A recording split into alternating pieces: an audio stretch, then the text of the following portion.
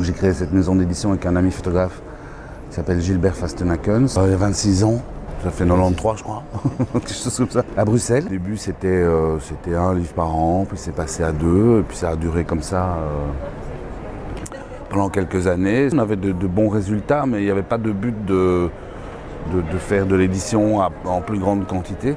Et puis il y a une dizaine d'années, lui s'est retiré, et moi j'ai redonné un coup d'impulsion à la maison d'édition, et du coup j'ai commencé à produire plus de livres en quantité un peu moindre et répondre aussi à une forme de loi du marché avec des livres pas aussi luxueux, pas nécessairement systématiquement cartonnés, pour correspondre un petit peu à la demande et pour pouvoir baisser les prix aussi, parce que baisser les prix par rapport à entre 96, 98 et aujourd'hui, les prix ont presque pas bougé, mais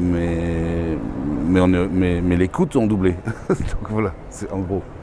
Les photographes me proposent des livres, ou moi je rencontre des photographes au cours d'expositions, de foires, voilà. Puis mais en général, c'est des livres d'auteurs avec des séries bien définies. C'est vraiment des projets qui sont verrouillés de A à Z, quoi. Le reste, ce sont des projets vraiment des projets de création d'un photographe. Il y a des textes dans tous les livres, en français et en anglais dans la plupart des livres. Mais les textes sont souvent des textes plutôt critiques ou analytiques par rapport aux images. Rarement, ça arrive, mais rarement des textes du type roman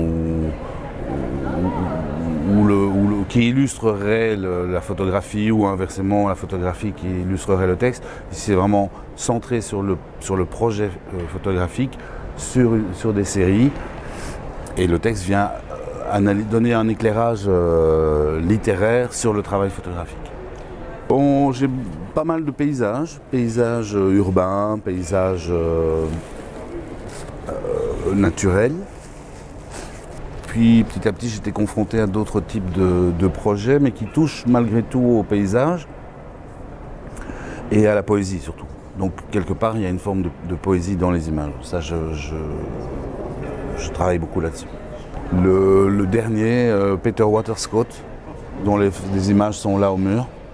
C'est un jeune photographe gantois qui a fait cette série dans des chambres d'hôtel, des hôtels un peu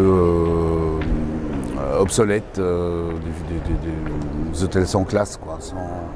Il y a un côté très nostalgique. Alors les photos sont prises indifféremment au Japon, en Allemagne, en France, en Italie, mais rien n'est mentionné. Il n'y a pas de repère géographique dans les images. La qualité des images, le côté un peu sombre et un peu dépassé des images, c'est pas du tout des images flashy. Le livre d'Étienne Beuys, Temps d'arrêt, une série qu'il a faite sur des abris de tram, des gens qui attendent le tramway à Bruxelles. C'est une série qui est sympathique, qui en dit long sur la multiculturalité dans une ville, simplement au travers d'une vitre teintée, avec une composition assez graphique. Je trouve que c'est un bouquin qui est vraiment... j'ai vu le travail, j'ai dit ok, il faut qu'on fasse quelque chose avec ça, quoi. Voilà. Là aussi, c'est une série qui est terminée, verrouillée. Il est passé à autre chose, un petit peu dans ce côté voyeur de nouveau, mais voilà, une autre série pour lui. C'est un petit peu aussi le but de la maison d'édition, c'est de faire la promotion de jeunes auteurs. J'ai pas envie de juste faire un livre cartonné format XY. Chaque livre est travaillé tant au niveau du format qu'au niveau du papier, de la reliure. Et donc j'essaye d'en faire des objets.